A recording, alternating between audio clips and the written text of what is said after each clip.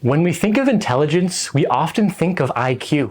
You know, the type of intelligence that measures our ability to solve logical problems, recognize patterns, think abstractly, and measures the speed and effectiveness of our working memory. The majority of the world seems to value IQ, which is a measure of cognitive intelligence, as the primary methodology for measuring a human's overall intelligence. But the reality is that IQ is just one line of intelligence within many various lines, and it is way overemphasized when it comes to measuring the overall intelligence of a human being.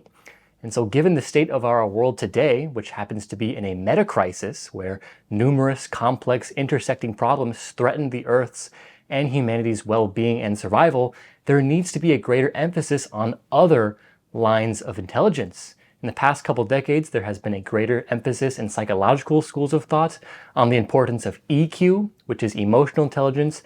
And this is super important as emotional intelligence drastically increases the quality of one's relationship to their own self and to other people. Relationships just get better when EQ is higher. But there's another incredibly important line of human intelligence that is hardly ever talked about in a serious way. You won't ever learn about it in school. You won't really ever hear about it in everyday conversations, but I believe this line of intelligence holds the keys to humanity's long-term flourishing if more and more people were to develop and cultivate this type of intelligence.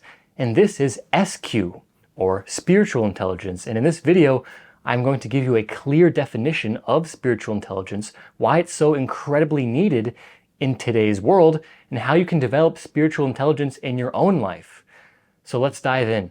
So before we dive into what spiritual intelligence is and how to develop it, we first need to define what spirituality even is in the first place. And when I was contemplating this wasn't a super easy thing to pinpoint, since spirituality can mean so many different things to so many different people. But I found a couple of very broad definitions online that I think encapsulate pretty well what spirituality is at its core.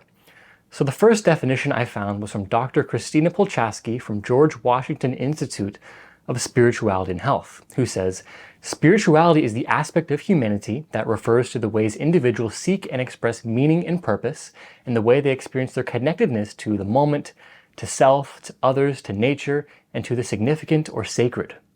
Another great definition was from Cindy Wigglesworth, who says, "Spirituality is the innate human need to be connected to something larger than ourselves, something we consider sacred or noble." So in both these definitions, you can see it's about connecting with something higher or beyond your own self. And the way I see it is that simply by humanity's nature to contemplate things in an existential manner, simply the ability to think about the divine or the sacred or the transcendent, whether you believe that's quote-unquote real or not, it makes humans innately spiritual beings simply by the virtue that we can think about this stuff and contemplate it and relate to it. So whether someone is a Christian or a Muslim or an atheist or an agnostic, or whether they identify as spiritual or not religious, these are all expressions of somebody's spirituality because it represents their take or their beliefs regarding the sacred, the divine, the transcendent, whether they even believe in something divine or not. And whatever they believe regarding the spiritual domain has massive implications on their actions and the overall orientation that they have towards living life. And so within this domain of spirituality, there are high SQ ways and low SQ ways of going about this. And my take is that overall, when we take the entire species into consideration, all of humanity, we actually have a quite low SQ as a species. You know, when we take a look at the world and we see multiple wars going on with what's happening in Russia and Ukraine and Israel and Palestine, with tens of thousands of Gazan civilians having been massacred, and when you take into consideration how we are just like kind of destroying the planet's biosphere, when you take into consideration the fact that the world's economic structure allows a very small number of people to hoard millions and billions of dollars while much of the masses are just scraping by or are literally in poverty, struggling just to get food on the table, and really just are living in a state where they're only concerned about their immediate survival. I mean, you can't possibly think that a species that generates these conditions can be collectively operating from a high SQ place. We live in a world that overemphasizes IQ, and this has allowed us to do many amazing things like develop effective technology, cure diseases, and literally transform the infrastructure of our entire planet. But when this IQ isn't coupled with SQ, you get high cognitive intelligence that only serves the ego. You get Jeff Bezos, smart enough to revolutionize global commerce, but also so disconnected from his higher self that he spends $5.5 billion on like a 10 to 20 minute space joyride while his own workers probably can't even afford healthcare. You get pharmaceutical developers who are brilliant enough to create life-saving medications, but are operating from such pure self-interest that they price insulin at such a high price that they literally let diabetics die just so that they can adequately profit from the medication. This is at least how it is in the United States in a lot of ways. So it's become clear to me that given the state of our species, it isn't an option to not develop our SQ anymore. It's the difference between our life and our death as a species. And we're at a point where our technological power has so profoundly outpaced our wisdom that we're at a point where we have the capacity to literally destroy our entire species and also the entire biosphere, while we don't even know how to love thy neighbor and like not kill and destroy each other. And many of us, especially those in power, seem to not really give a fuck when billions of us are still impoverished, when we so obviously have the capability of doing something about this. So what I've realized in my life path and in my purpose is that one of my primary aims with my life is to help people cultivate spiritual intelligence and just adopt a more genuine, healthy form of spirituality. I think given my life path and the experiences that I've had and in the way that I'm uniquely wired in my personality configuration and having always embodied this very open, inquisitive, curious way of being towards the mystery of life, I think I am essentially designed to help out with this problem of low SQ that is the present state of humanity. I don't claim to be coming from this amazing elevated high SQ place. I certainly have so many ways that I could develop, but I'm just so passionate about this topic, I can't help but just not talk about it and not have it be like a core central theme in all of my videos and like in everything I think about every day, all day.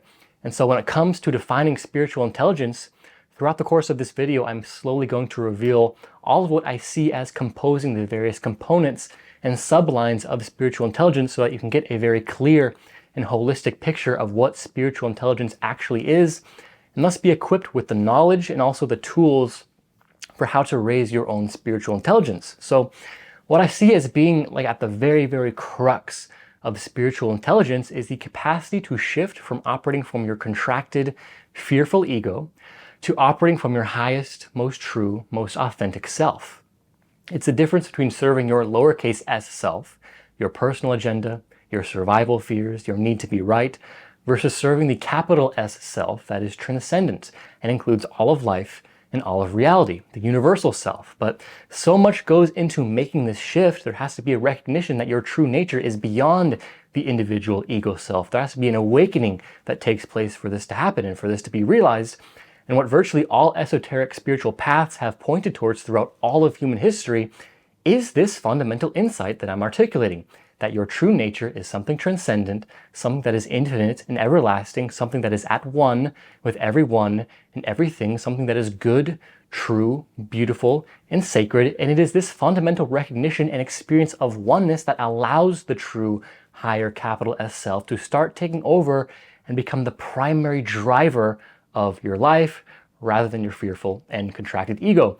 Again, literally all esoteric spiritual paths throughout all of human history have pointed towards this exact thing. I'm not just making it up. This is a synthesis of like literally, like I've said, all of the esoteric spiritual paths. If you take up a serious spiritual practice and do serious spiritual work, this is what you'll come up with and this is what you'll realize. But in describing SQ as a shift towards this capital S self way of being, I don't intend to paint this picture that SQ is about getting rid of ego. This isn't a duality between ego and essence, ego and spirit, and you just have to get rid of ego and let your essence or spirit take over. It's not that simple. In actuality, you are forever one with your ego. It is part of you, and your ego is your self-preservational mechanism. It keeps you safe. It has needs, and it's important that those needs get met. But I want you to hold the possibility that you can still let your ego live within you while letting this higher capital S transcendent self take over, the part of you that knows and viscerally understands it is one with everyone and everything, and thus remains devoted to serving all of life and all of reality. But this is where another important distinction in SQ comes in. There are plenty of religions and plenty of schools of thought that may be fully convinced that they are operating from this higher self. They may fully believe they are serving all of life and all of reality, but then they do so through very rigid, absolutist belief systems that perpetuate a lot of harm onto the world and to a lot of people. Things like not allowing LGBTQ plus individuals to express their authentic self, restricting women's bodily autonomy, fighting pointless wars in the name of God, rejecting scientific evidence in the name of religious doctrine, things like this. So while a religion or a spiritual belief system or school of thought can serve as a structure to help a human get their spiritual needs met, it also often creates paradigm lock and is expressed in a low SQ way if the religion doesn't allow for openness of inquiry and genuine truth-seeking, which is really at the heart of genuine spirituality. And this distinction is crucial. Really, I'm going to hammer this in. High spiritual intelligence demands both devotion to serving the entire cosmos and relentless commitment to truth over what your ego just wants to believe. Because believing those things might feel comfortable and is what everyone around you believes, gives you a sense of identity and stability, but you can't just serve what you think is good. You have to be willing to stay open, question your beliefs, update your understanding, and let your worldview and literally your entire fucking identity die if that's what truth requires. High SQ means that you pursue truth even if it threatens your identity, your community, or your sense of security. And when I talk about truth here, I mean truth with a capital T, absolute truth, not relative truth, not lowercase t truth, not just facts and data, but the deepest truth of what reality actually is and the deepest truth of who you actually are. Capital T truth cuts through all of the stories, all of the justifications, all of the spiritual bypassing, all of the ego's bullshit, and demands you face reality as it actually exists, not as you wish it were or as your tradition tells you it should be. And this is the hardest fucking thing to do because the ego hates truth. The ego wants what is familiar and comfortable. The ego wants its illusions to be true, and so it goes on and on and on, believing in those illusions. And it just so happens that absolute truth shatters the ego's entire foundation as something separate from everyone and everything. And so the capacity to let go and let the ego's illusions vaporize in the light of truth becomes essential in developing SQ. Many serious spiritual seekers go through a dark night of the soul, or even multiple dark nights of the soul, which is essentially a period where the ego's comfortable illusions start cracking and cracking more and more and more, and you come face to face with the difficult truths that you've been avoiding. Maybe realize that your religion is actually a cult or doesn't truly represent truth. Maybe you see how your service has been all about ego gratification. Maybe you recognize that your entire life has been built on trying to prove your own worth to people who don't really care about you anyway. I remember in the aftermaths of some of my spiritual openings, after the fact, I was left in this state that felt like a void, a pit of emptiness where I felt so much fear and contraction because I knew that life would never ever be the same again. I saw the falsehood and the selfishness that was the foundation of my entire life, and I saw all of the falsehood and all of the selfishness that was the foundation of the entire world. And I went through this heavy grieving process where I felt depressed and alienated and disillusioned with the fact that in order to honor truth, in order to honor my highest self and remain authentic, I would have to walk a vastly different path than what I was told to walk by my culture, different from the path that my peers were walking. And I knew this would be lonely and isolating and that I'd really have to unhook in many ways from the culture I grew up in that provided me such a sense of safety and such a strong sense of comfort and familiarity throughout my life. I knew my calling was to help bring forth a newer, higher, truer reality. And this would demand openness and the willingness to let go of my ego's illusions. And throughout my life, I found that this opening to truth is something that life will demand from you time and time again. And it will keep being brutal as you face truth more and more because your ego is literally dying. It's being vaporized in the light. And if you want to stay true to yourself, stay true to the divine, stay true to God, you have to live in a radically honest way and keep your higher self as the primary driver of your experience, or else you will just contract into the illusions of your ego. And why would you want that? I mean, really contemplate. Why would you want that? I mean, from an ego perspective, of course you would want that. You would want your illusions and all of your beliefs to be true because that's easy, that's comfortable, that's familiar. That gives you a sense of safety and just, comfort. But if you're a serious spiritual seeker, You want truth. You want the truth of who you actually are, what reality actually is. And it's the truth that you are not an ego. The ego is part of you. It lives within you, but you are not your ego. And so you literally have to let your identification with this form kind of die and let a higher reality and a higher self kind of come through you. And so you have to be radically honest and face truth, or else you're not going to know the truth of who you are and what reality is. That's just fucking facts. So to paint an even clearer picture of SQ, I've put on the screen some of the capacities that we've talked about so far that are important sublines within the larger line of spiritual intelligence. And I've portrayed these through the lens of the 4 quadrants of integral theory, where you can see how SQ manifests in our inner world in the upper left quadrant, in our individual behavior in the upper right, in our relationship with others, lower left, and in our relationship to the world at large, lower right. So here in the upper left, which is referring to our inner experience, what we've talked about so far is at the crux of high SQ spirituality, is the idea of keeping the higher self in charge. The higher, more loving, more expanded, more truthful, more authentic, more divine parts of ourselves, as opposed to the aspects of our ego, which are fearful and contracted in nature. And so firstly, we simply need to have an awareness of our ego versus our higher self.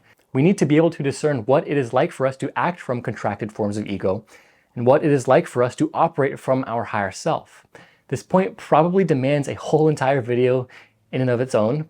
All of these points probably do that I'm going to make here, but for the sake of moving this video along, I'm just going to list the points here, providing only brief explanations of each point.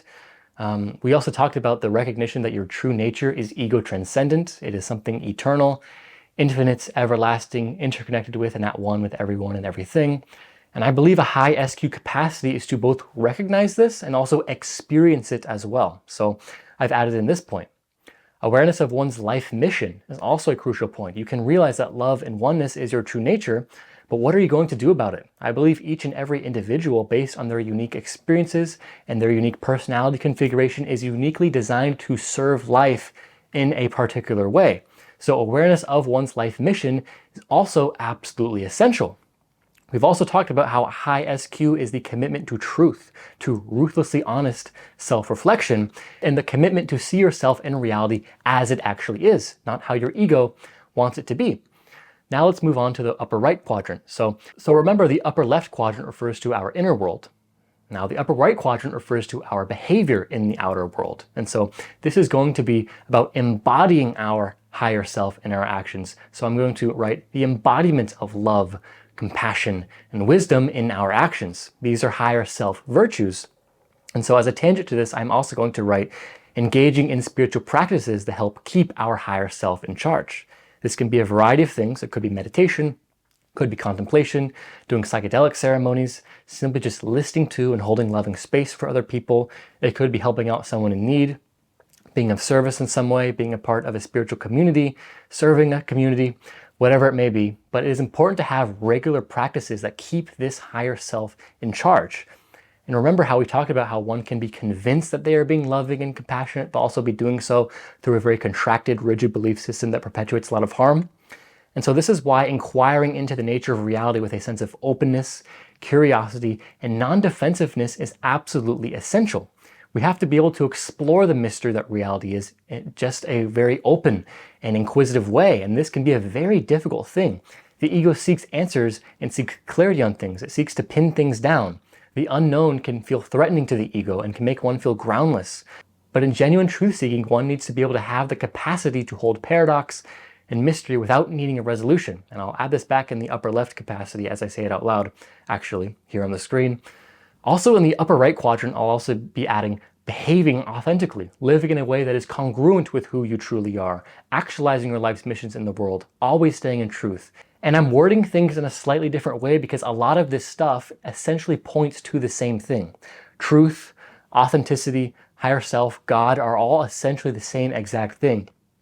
Love as well can be thrown in there. I'm also going to add sustaining faith. Faith is an incredibly powerful way to keep your higher self in charge, for it is only the fearful, contracted ego that loses a sense of faith, that loses a sense of trust in the goodness of things and the sense that everything will work out in our highest favor.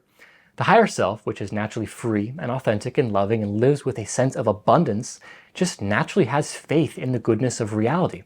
So practicing faith is super, super, super important. It's literally been a game changer in my own life. I used to be this very nihilistic, pessimistic human, and just simply through spiritual work, I've absolutely 180 that to being one of the most optimistic people I know, who just generally has faith in things. When things don't go my way, there's always I find a reason to think about what a lesson could be in that, or just how I can still actualize my purpose given this. It's like a kind of an infinite game that you're playing out here, where everything that you experience in reality, whether your ego wants it or not, is all kind of played with and taken into consideration when you're trying to actualize your life mission in this kind of infinite game playing mindset. So now we're going to move to the lower left quadrant, which refers to our relationship with others. It refers to the we spaces that are created when two or more beings come together in a relationship. And I find that high SQ people just have a warm, open-hearted, nurturing presence that naturally evokes a sense of safety, trust, and openness for the most part. The ability to bring this presence and infuse any we space with it, with high SQ energy, is going to make it a more harmonious, open field. Another important thing here is the awareness of your own worldview and that of others, and the ability to hold that with just a little bit of openness and humility. We humans are so limited. Our perception is so limited. We cannot possibly know and understand everything. And so it's important when we engage with others that we are able to have a solid understanding of our own worldview and be open enough to understand theirs, or the other person, or the other groups, and then meet them in that we space in a high SQ way. I'll also add being able to recognize when certain collective belief systems and forms of meaning making perpetuate harm. That's also incredibly important. Discernment is essential. Sometimes in we spaces, we need to be open-hearted and deeply listen, but other times we need to be a sword and cut through illusion and make a stand and say, that's harmful, that's not okay, that's not right. And also, given that our relationship to all of life is a we space in and of its own, we simply just need to be aware of our interconnectedness to all of life, the deep, visceral knowing that we are not separate from it, and that we are always, always, always in a we space with it, in a relationship with it. One final thing I'll add here is recognizing the divine in everyone, even when it comes to the world's worst villains. Hitler, Stalin, Mussolini, Donald Trump, to use a present-day example. Or even just your neighbor who always screams at you, or the person who stole your car.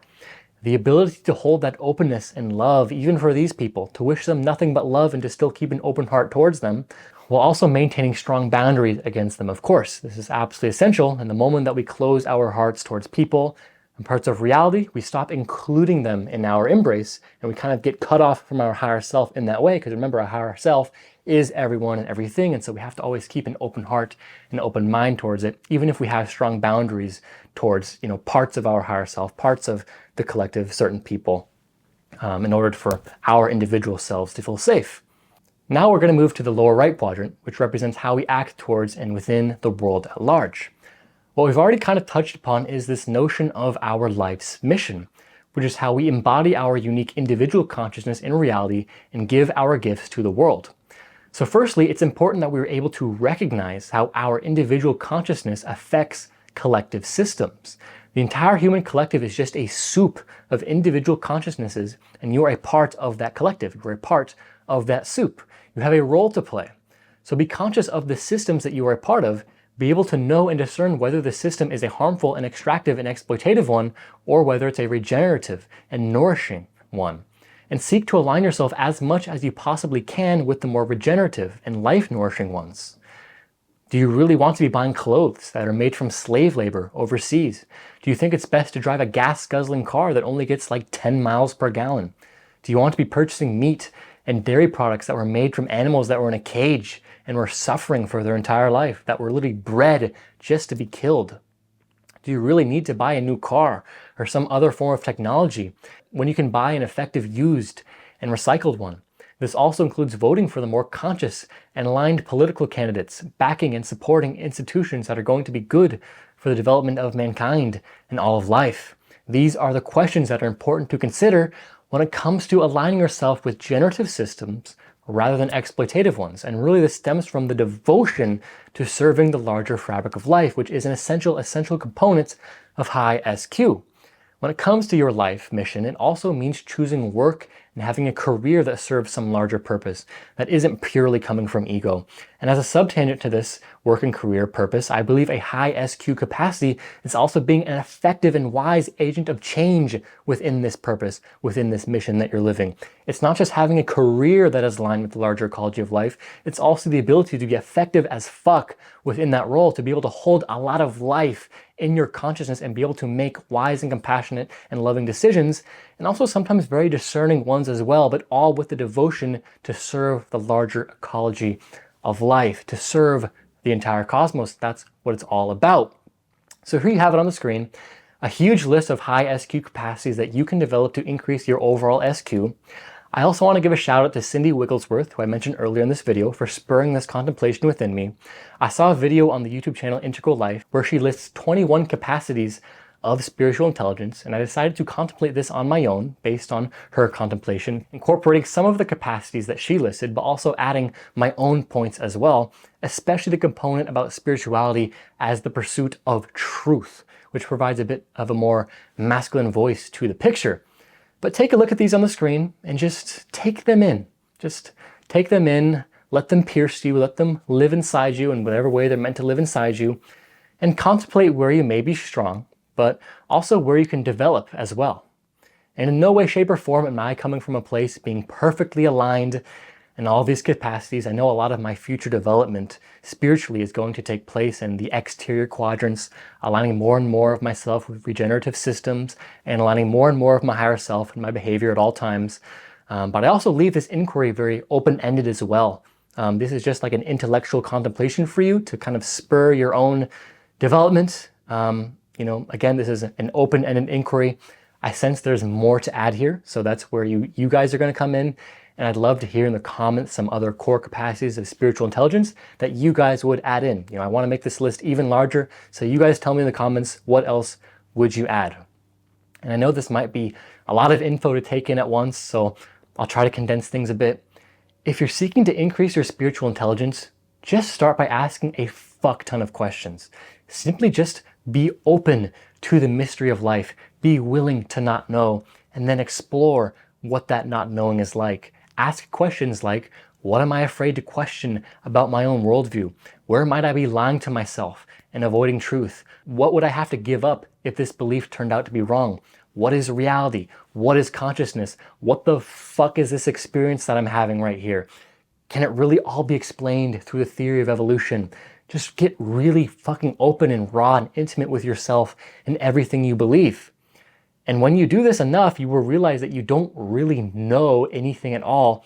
And virtually all that you do know is just a belief.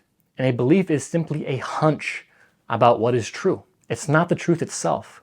You realize your entire reality is just a bunch of beliefs and concepts, and none of those are actually reality itself. Another thing that's great to start off with is meditation or any form of mindfulness, which represents the capacity to literally just witness your experience in a non-judgmental, accepting manner. Just literally sit and just watch your experience. Watch your thoughts, watch your emotions, watch the stories you tell yourself, watch what impulses you have. Literally just watch. Be the witness. This is why mindfulness is often an introduction into spirituality, because people have been fused to their self-concept. They've been fused to their ego, to the stories that they tell themselves for their entire life. And to unhook from that and realize there is separation between your awareness and all of that ego stuff, well, that's huge. That's a breakthrough. It's huge in developing the more open, inquisitive mind. It's so essential for increasing SQ. So this video is getting pretty long here, but I want to spur you into final contemplation on one final question.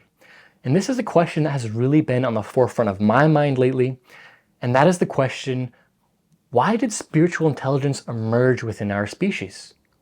Before 50,000 years ago, we really didn't see humans expressing any form of spirituality. And before I stumbled upon this question, I was contemplating the question, what is the function of a human being? And then I was thinking about what makes humans unique, and one of the first things that came to my mind was the fact that we have spiritual intelligence. No other species on the planet has spiritual intelligence. So then I asked, well, what is the function of spiritual intelligence? What purpose does it serve? And there's a lot of ways to answer that question. I'm not saying my answer is like the right way or anything. It's a very open-ended. Contemplation is always a very open-ended thing, guys. And I want you to contemplate this question for yourself too.